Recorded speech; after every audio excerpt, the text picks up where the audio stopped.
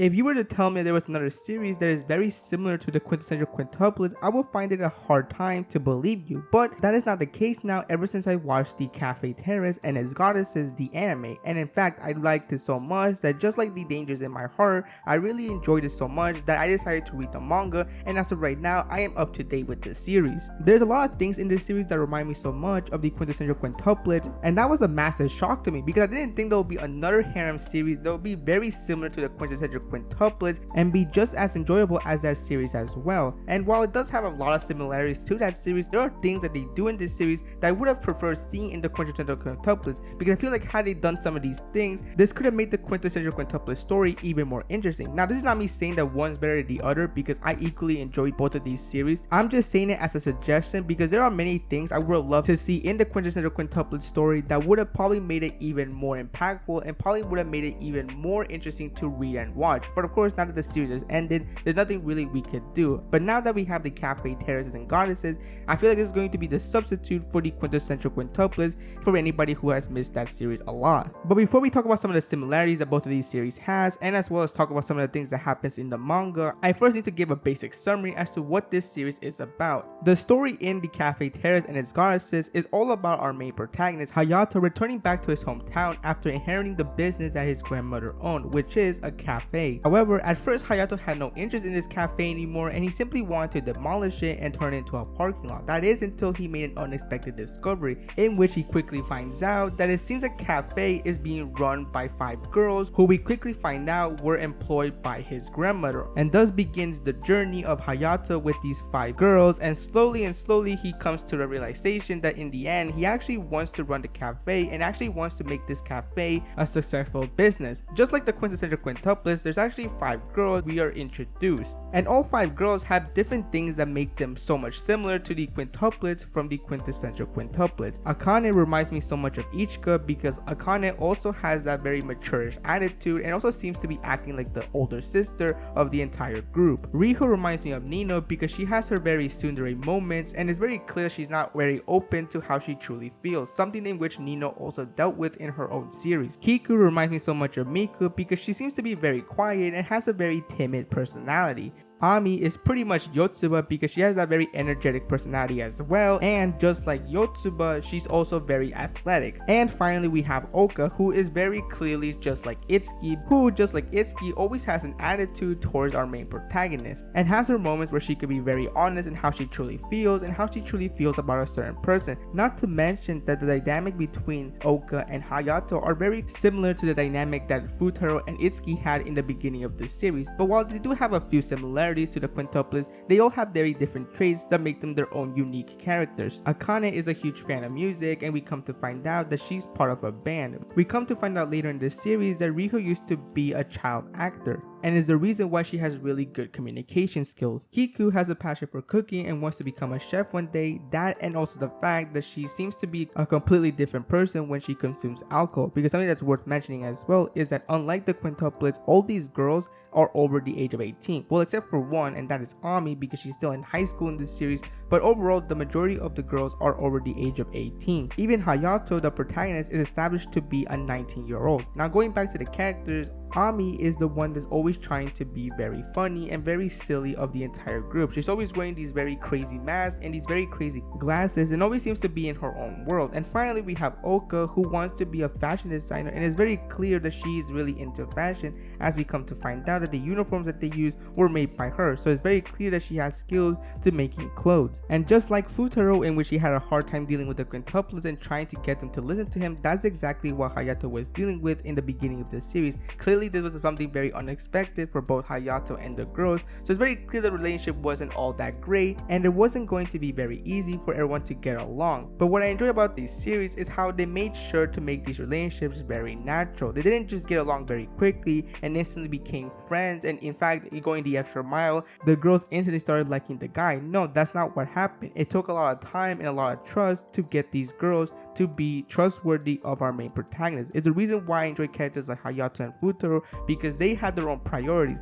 At the beginning of the series, they did not care about the girls whatsoever because they had their own goals. Futaro was doing it for the money because this would help out his entire family. Hayato wanted to make his business a huge success. The girls were never their top priorities, it was their own goals, but slowly once they started to get to know the girls, and once the girls started to get to know the protagonists, they slowly didn't mind being next to each other. And that's what I really enjoyed about both of these series, is how they made the relationships very natural. They didn't come out as forced or very unrealistic. No, it came out naturally because the more time they spent together, the more they realized that nobody was a bad person. There was nobody that was truly an evil person. And as soon as they got more closer, this is where Hayato slowly realized that the girls also had their own problems as well. They weren't perfect. Everyone each had their own issues as well. Whether it was family issues, overcoming trauma, and just simply trying to fix a relationship between siblings. After building so much trust, the girls will eventually try to ask Hayato for help and to helping them with their problem. And Hayato did eventually help them, but of course, it wasn't the type of help that you expect. You see, Hayato wasn't just simply sticking his neck out for the girls and just simply telling them what they had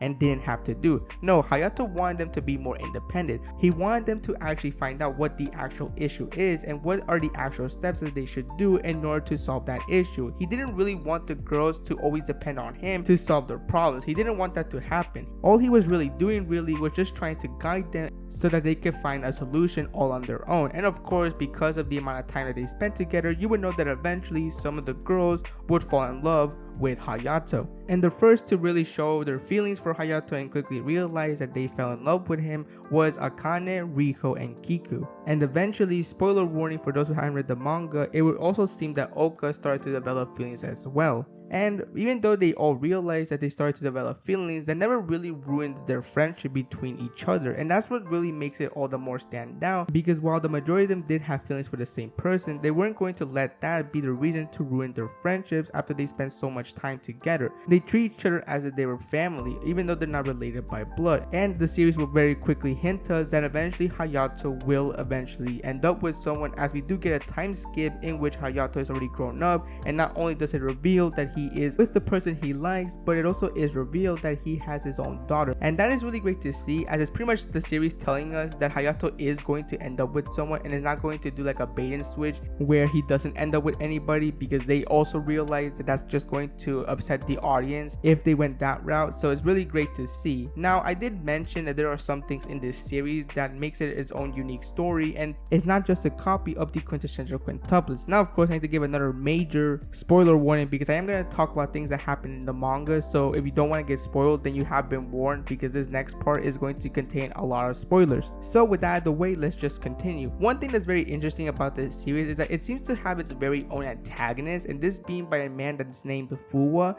Now, this guy seems to have a grudge against not only Hayato, but in the entire cafe. And there's actually a reason as to that, because there is some history between this guy and Hayato's grandfather and grandmother. But once again, I highly recommend you read the manga, because it's a really good series and I do recommend you read it. But yeah, it's very clear this series has its own antagonist, which the Quintessential Quintuplets never really had one. And this guy makes it very clear that he plans on taking down Hayato and the entire cafe that he runs. The other thing that makes this story very unique is that we actually do learn more about Hayato's grandmother, and it is very clear that she is an important character, because even though she passed away and is no longer in the series, she still left a huge impact to not just the girls, but to many different people that she met. And not only that, but Hayato starts to also realize and find out that she too also has a very interesting history. Not only does Hayato find out that his grandmother used to also work at a cafe as well, but he also finds out that the people that she used to work with are very similar to the girls that he has now. And we come to find out even later on in the series that these people, the people that used to work with her grandmother, are in fact the grandmothers of the girls. So it seems that fate must have brought them together, because I mean, that's just a really huge coincidence that happened. And I remember when I was reading that part, I was just as shocked that that was the turn of events of the series, that Hayato and the girls are pretty much the new generation of the cafe. That moment really caught me off guard. And lastly, I think the huge one that really just always stuck with me, and the one that I wish, this is like the one that I definitely would have loved to see in the Quintessential Quintuplets, was that there's actually more competition for the girls. And what I mean by that is that not only do the girls have to fight against each other, but there is one arc that we are are introduced to 5 new characters, and these are at first rivals for the girls. There's a huge arc on this, and there's a reason why they are first rivals, but they do eventually become friends. Once again, read the manga because this series is good. This arc was actually really good. But yeah, these new girls are pretty much new competition because there's 2 in particular that start to become very interested with Hayato. So I really do enjoy this. I really do enjoy how much of a competition this is all is. It really makes things even more interesting as you're wondering what's going to happen next, who is going to make the next move to get Hayato. Something that we never really got to see in the quintuplets because it was just simply mainly focusing on the sisters rivalry, and while that wasn't really bad to see, I would have loved to see characters outside of the sisters to actually have interest in Futaro. That way it would have made the story even more interesting, and you would have loved to see the more character developments and the more character moments between everyone trying to get Futaro. Of course, that's never going to happen because once again the story ended, but I'm glad that this series is trying different things to make the story even more interesting to read, and it's working. Like, it's clearly working. And as if you thought that this wasn't going to get even more competitive, later on in the series, because I'm up to date with the series, later on there's another girl introduced who seems to be Ami's friend slash rival as well at the same time, and she also develops feelings for Hayato. So yeah, it's definitely a harem. It's a very huge harem now, and I know for some people that may be very annoying to see, but I mean, this series does a good job of making all the characters very interesting, so really I'm not complaining about it all too much. And there's really just a lot more other things that make this series really great to read. I may make different videos about this series in the near future talking about very specific moments in this series because I mean, there's just a lot of things to talk about, but I highly recommend you watch the anime if you haven't watched it, and then I highly recommend you read the manga once you finish the anime, or you could do whatever. You can read the manga, it doesn't really matter. I just highly recommend this series. I highly recommend it if you haven't watched this or read it yet, because if you're a fan of the Quintessential Quintuplets and you missed that series, then this is probably the substitute, and this is probably going to be just as enjoyable as that series. It does have a lot of fan service, I will say that, but really, who really cares about that? I mean, if you're watching anime, you should know by now that anime is always going to have fan service, and plus I think this is more different now because these are all adults basically, so it doesn't really matter if there's fan service because everyone is already an adult, so who cares? Like, you might as well not really care about that because everyone is over the age of 18. And that's pretty much all I have to say about this series for now. Once again, highly recommended. Season 2 has already been announced, so I'm already excited to see certain moments finally get animated, so yeah, I'm just really excited. But in the meantime, I am just going to simply keep reading the most recent chapters because the story is still ongoing and still hasn't been finished, so yeah, looking forward to that. Can't wait to see what happens next with this series. And with that, that's pretty much my entire video. I hope you enjoyed it, and I'll see you next time.